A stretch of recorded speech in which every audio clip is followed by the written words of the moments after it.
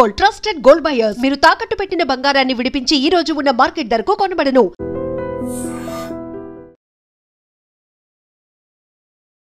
నమస్కారం, welcome to I dream. ధర్మ మార్గం విత్ విజిత కార్యక్రమానికి స్వాగతం.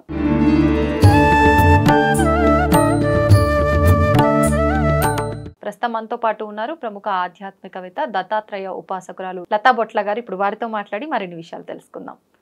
నమస్తే అండి. నమస్తే విజిత, ఎలా ఉన్నారు? చాలా రోజులైంది. బాగున్నాను. చాలా దగ్గరగా ఉన్నా చాలా రోజులైంది, ఎందుకంటే కలవక. అవును. మొత్తానికైతే ఇప్పుడు ఆషాఢ మాసంలోకి ఎంటర్ అయిపోయాము. ఆషాఢ మాసంలో వచ్చే ఈ ఆషాఢ పౌర్ణమి, దీన్నే వ్యాస పౌర్ణమి అని చెప్పి, గురు పౌర్ణమి అని చెప్పి పిలుచుకుంటూ ఉంటాము. ఈ రోజున ప్రత్యేకించి ఒక గురువుకి కృతజ్ఞత తెలుపుకోవాలి అని చెప్పి అంటూ ఉంటారు. అంటే కొంతమంది దత్తాత్రేయుని గురువుగా భావిస్తారు, కొంతమంది రాఘవేంద్ర స్వామి అంటుంటారు, కొంతమంది శివున్నే గురువుగా అంటుంటారు, తల్లి తండ్రిని గురువుగా అంటుంటారు, రకరకాలుగా చెప్తుంటారు. అసలు ఎవరిని గురువుగా స్వీకరించాలి, ఎవరికి మనం కృతజ్ఞత తెలుపుకోవాలి ఆ రోజున? చాలా చక్కటి ప్రశ్న విజిత.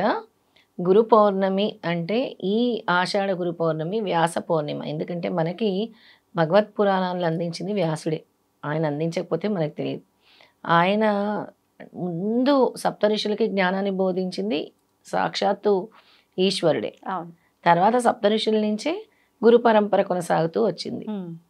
ఎవరైతే నీ జీవితాన్ని సరైన మార్గంలో తీర్చిదిద్దుతారో, నువ్వు తప్పటడుగులు వేస్తున్నావు, నీకు నడక నేర్పించి నడిపించే విధంగా. ఫస్ట్ కింద పడిపోతారు పిల్లలు కదా, అలాగా వాళ్ళకి ఇలా అడుగు వేయాలి అని చెప్పేదే గురువు. దీనికి నిదర్శనం ధౌమ్యుడు అనే గురువు ఉండేవారు. ధౌమ్యుడు, ఆయనకు 3 శిష్యులు ఉండేవారు. ఆ 3 శిష్యుల్ని పరీక్షించదలిచారనమాట. గురుచరిత్రలో ఒక అధ్యాయం కూడా ఉంటుంది. ఒక్కొక్కరికి ఒక్కొక్క పరీక్ష పెట్టేవారు. ఆ పరీక్షలో ఎప్పుడైతే శిష్యులు ఆ పరీక్షలో ఉత్తీర్ణత పొందుతారో అప్పుడు వాళ్ళకి నీకు విజయ పదం వస్తుంది, నీకు ప్రఖ్యాతి చెందుతావు నువ్వు అని ఒక్కొక్కరిని ఒక్కో విధంగా దీవించారనమాట.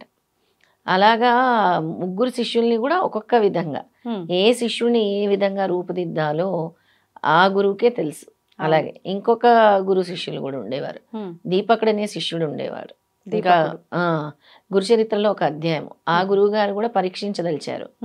అందరినీ అడుగుతారు, ఇప్పుడు నేను గురు పరీక్ష ఉంటుంది, గురు పరీక్ష అని కాదు, ఆయన పరీక్ష అని చెప్పరు, దాన్ని ఏమని చెప్తారంటే, ఎవరైతే వస్తారో నేను నా కర్మ అనుభవించాల్సిన రోజు వస్తుంది, ఎవరైతే వచ్చి నా గురుసేవ చేస్తారో, ఎవరైనా ఉన్నారంటే ఎవరు ముందుకు రారు, దీపకుడు ఒక్కరే వస్తారనమాట. ఆ ఇద్దరు కలిసి కాశీ బయలుదేరి వెళ్తారు. కాశీలో గురు శిష్యులు, కాశీలో ఆ గురువు గారికి కుష్టి వ్యాధి వస్తుంది. మరి కర్మ అనుభవించాలన్నారు కదా, ఆ కుష్టి వ్యాధి వస్తే గురువు గారికి దీపకుడు సేవ చేస్తూ ఉండాలి. ఎంత కష్టము, రోజు ఆ శుభ్రపరచాలి గురువు గారిని, స్నానం చేయించాలి, భోజనం తీసుకురావాలి, భోజనం యాచించి తీసుకురావాలి. ఇవన్నీ చేస్తే గురువు గారు ఒక్కోసారి తిట్టేవారు, కసిరేవారు, కొట్టేవారు, పళ్ళెం విసిరేసేవారు, అన్నీ చేసేవారు. కావాలనేనా? గురు పరీక్షలు ఉంటాయి, గురు పరీక్షలు. ఓర్పుతో ఉండేవాడు దీపకుడు. ఆ గురుభక్తికి మెచ్చి ముందు విష్ణుమూర్తి ప్రత్యక్షమవుతారు.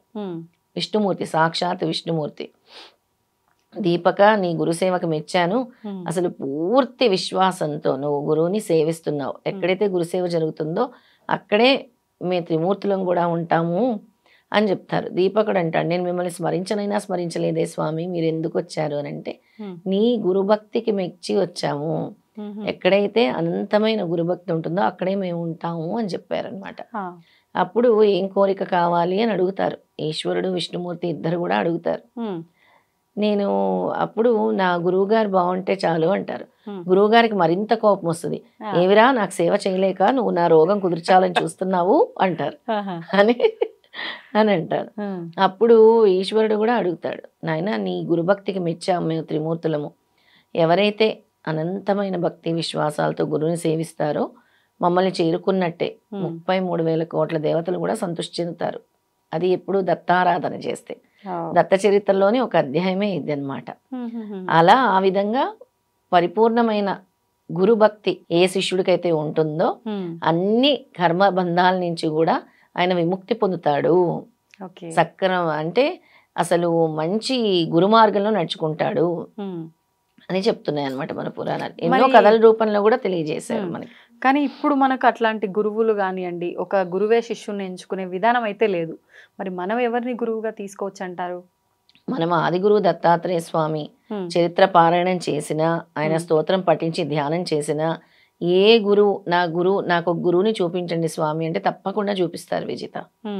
నా గురువుని మీరే చూపించాలి అంటే కళల రూపంలో అయినా చూపిస్తారు, ఏదో ఒక రూపంలో ఆయనే నీ గురువు, ఆవిడే నీ గురువు అని ఆ మార్గాన్ని అయితే దత్తాత్రేయ స్వామి ఖచ్చితంగా చూపిస్తారు. ఎప్పుడైతే ఆదిగురు దత్తాత్రేయ స్వామిని పట్టుకుంటామో ఆ రూట్ కరెక్ట్గా చూపిస్తారు. నువ్వు వెళ్ళాలి, ఆ గురువునే నువ్వు పట్టుకోవాలి, నీకు మార్గదర్శి ఆ గురువే, ఆ గురువుని నువ్వు ఆరాధించాలి, ఆ గురు మార్గంలో నువ్వు వెళ్ళాలి అని అంటారు. ఇక గురువుకి కృతజ్ఞతలు తెలుపుకోవాల్సిన రోజు. ఎక్కడెక్కడ గురువులు ఉంటారో గురువులందరికీ వెళ్ళి గురు పాదుకా పూజ, ఏ గురువుకైనా పాదుకలు, దత్తాత్రేయ స్వామికి కూడా పాదుకా పూజే. అందుకే స్వామికి మేము పాదుకల అభిషేకము, గురు పాదుక స్తోత్రం చేస్తాము. అలాగే అఖండ సిద్ధమంగళ స్తోత్రం పారాయణం చేస్తాం. అఖండ సిద్ధమంగళ స్తోత్రము పారాయణము అని అంటే ఏ స్తోత్రానికైనా సిద్ధపురుషులు రారు, ఈ స్తోత్రం పఠిస్తే సిద్ధపురుషులు వస్తారు. ఇది ఒక మహా అద్భుతమైన స్తోత్రం అన్నమాట. అందుకే స్వామి ప్రత్యేకించి ఆ రోజున చేయాల్సి ఉంటుందా ఈ సిద్ధమంగళ స్తోత్రం అనేది? లేదు, ఎప్పుడైనా ప్రతి గురువారము ప్రతిరోజు ఎవరైనా ఒక కోరిక ఒక సంకల్పంతో చేసినా 11 రోజులు 11 సార్లు ఈ సిద్ధమంగళ స్తోత్రం చేసినా సిద్ధపురుషుల అదృశ్య రూపంలో వచ్చి తిరిగి వెళ్తారు. సూక్ష్మ వాయుమండలంలో ఎన్నో స్తోత్రాలు ఉన్నాయి, కానీ ఇలాంటి మహా అద్భుతమైన స్తోత్రము ఎంతటి ఫలితాన్ని ఇస్తుందంటే మనకి అనగాష్టమి వ్రతం చేసిన ఫలితాన్ని ఇస్తుంది సిద్ధమంగళ స్తోత్రం. అంటే పౌర్ణమి లాంటి ముఖ్యమైన తిథుల రోజు గురువుకి స్తుతి అంటే చాలా ఇష్టం. శ్రీపాద శ్రీవల్లభ స్వామి సిద్ధమంగళ స్తోత్రం ఇది.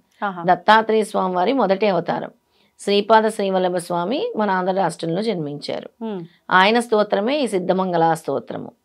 వాళ్ళ తాతగారు వాళ్ళ మనవడు దత్త పరంపరతో వారింట్లో దత్తాత్రేయ స్వామి స్వయంగా వారింట్లో జన్మించారు అని శ్రీపాద శ్రీవల్లభ స్వామి దత్త దర్శనం ఇచ్చినప్పుడు పాడినటువంటి స్తోత్రమే సిద్ధమంగళ స్తోత్రం. స్తోత్రంలోనే ఉంది మంగళా స్తోత్రం అని. అవును, అంటే అంత మంగళకరం శుభప్రదమన, శుభప్రదం మంగళకరం కామధేను కల్పతరు. ఈ కలియుగంలో నువ్వు ఏది అడిగితే అది ఇచ్చే స్తోత్రం ఈ సిద్ధమంగళ స్తోత్రం. అంతటి శక్తివంతమైన స్తోత్రం ఈ సిద్ధమంగళ స్తోత్రం. ఈ పౌర్ణమి తిథి రోజు పఠించడం వల్ల 1000 రెట్లు ఫలితం ఉంటుంది. స్వామి నాకు చెప్పారంటే మెసేజ్ ఇచ్చారు, స్వామిని నేను ఎప్పుడు అడుగుతాను, స్వామి మీకు ఏం చేయమంటారు అని, ఎలాంటి కార్యక్రమాలు చేయమంటారు అని. అఖండ సిద్ధమంగళ స్తోత్రం చేస్తే నేను సూక్ష్మ రూపంలో వస్తాను, ఏదో ఒక రూపంలో అని స్వామి. ఆయన ప్రెజెన్స్ సూక్ష్మంగానే ఇస్తారు మనకి, ఏ రూపంలో వచ్చి వెళ్తారో తెలియదు. ఆ రూపంలో స్వామి మనకు ప్రత్యక్షం అవ్వాలంటే మనకు మోక్షమే, ఇంకా మనం ఉండం. అంటే మీకు ఇది స్వామివారి కళలో చెప్పారా? ఎలా, ఏ సమయంలో? స్వామి మనకి ఒక ఇంట్యూషన్ ఇస్తూ ఉంటారు, ఇలా చెయ్యి కార్యక్రమం, ఇలా చెయ్యి. ఎప్పుడైతే ఆయన ఆరాధనలో ఆయన పీఠంలోనే నిరంతరము ఆయన ధ్యాసలోనే ఉంటే ఆయనే గైడ్ చేస్తూ ఉంటారు. ఆయనే మనకి ఆలోచన కల్పిస్తారు, ఆ స్పందన కల్పిస్తారు, మన హృదయంలో ఆలోచన కల్పిస్తారు. నువ్వు ఇది చెయ్యాలి, నేను వస్తాను, నా ప్రెజెన్స్ వస్తుంది అని చెప్పారనమాట.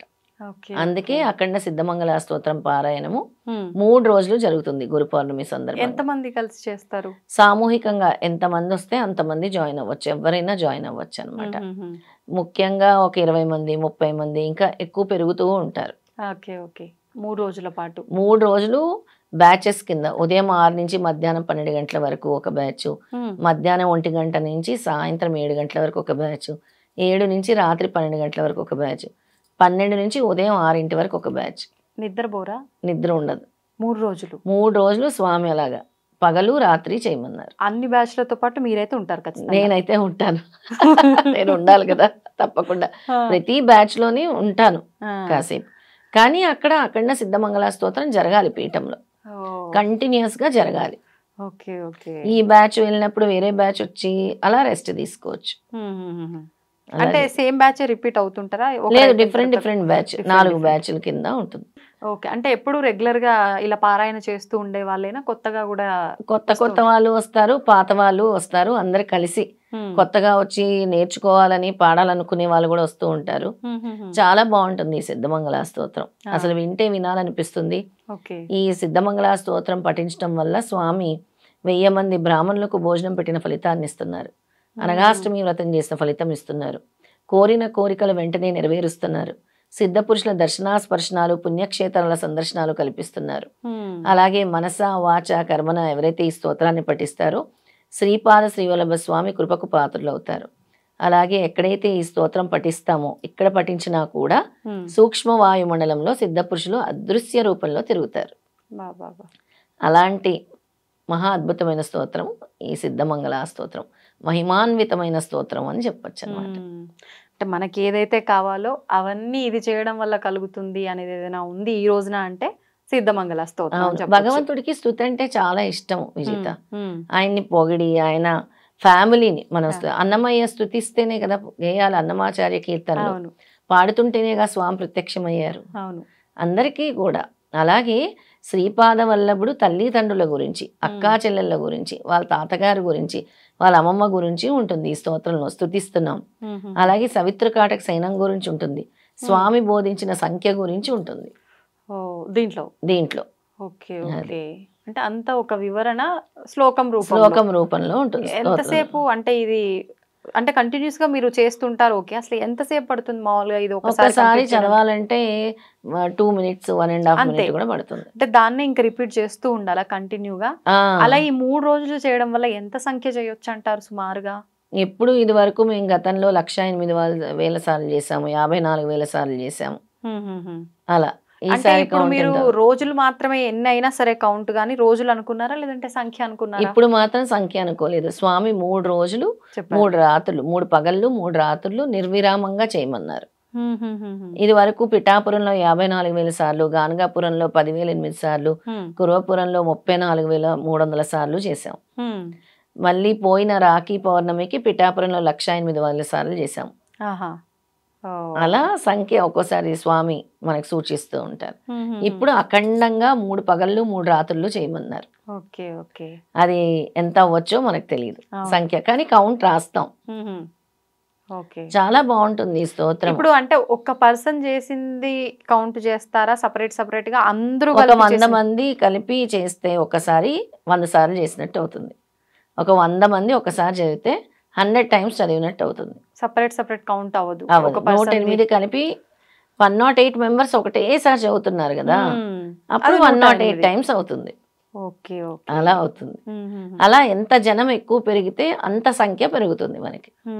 ఇప్పుడు మామూలుగా అంటే మీరంటే ఇలా 3 రోజులు పగలు రాత్రి అన్నారు. నార్మల్ గా ఎవరైనా చేస్తే వాళ్ళకి అన్ని రకాలుగా అంటే వస్తుంటాయి, అన్ని సమకూరుతాయి అన్నారు కదా. మరి వాళ్ళు చేసుకోవాలంటే ఎంత సంఖ్య చేసుకోవచ్చు, లేదంటే ఎంత సమయం చేసుకోవచ్చు? వాళ్ళు ఎవరైనా సరే సిద్ధమంగళ స్తోత్రం చేయాలి అని అంటే, కోరిక తీరాలి అంటే 11 రోజులు 11 సార్లు చేసుకోవచ్చు. లేదా మండల దీక్ష 41 days 11 times డైలీ చేసుకోవాలి. రోజుకు 11 సార్లు ఆ స్తోత్రం చదవటం 11 times కంపల్సరీ చదవాలి. ఇప్పుడు ఈ గురు పౌర్ణమి రోజు చేసినా కూడా 11 times సరిపోతుంది. 11 times చేయాలి సిద్ధమంగళ స్తోత్రం. 11 times సిద్ధమంగళ స్తోత్రం చేయాలి. అలాగే గురు పాదుక స్తోత్రాన్ని జపించాలి, గురు పాదుక పూజ చేసుకోవాలి. గురువుకి సంబంధించిన ఏ స్తోత్రాలు పఠించినా కూడా గురువు యొక్క అనుగ్రహం కలుగుతుంది. గురువుకి సంబంధించి పసుపు రంగు వస్తువుల్ని దానం చేయటము, అంటే పులిహోర లాంటివి చేసి, ఎల్లో కలర్ స్వీట్స్, అలాగే ఎల్లో కలర్ వస్త్రాలు ధరించి గురువుని గనక పూజిస్తే ఎక్కువగా ఆధ్యాత్మిక ఉన్నతి కలుగుతుంది అనమాట. ఓకే, ధన్యవాదాలండి. నమస్తే. తవ్వుతున్న శివలింగం సరే దాన్ని అట్లా కప్పేసేయండి, చూపించదండి. మూర్తి పూజ కాదు, సాక్షాత్ బ్రజేంద్ర నందన భగవాన్ ఉన్నారు మూర్తిలో. ఏమీ ఆశించకుండా ఆరాధించే వాళ్ళు కూడా ఉన్నారా ప్రభుజీ? నిజమైన భక్తి అంటే మనకు తెలియదు కాబట్టి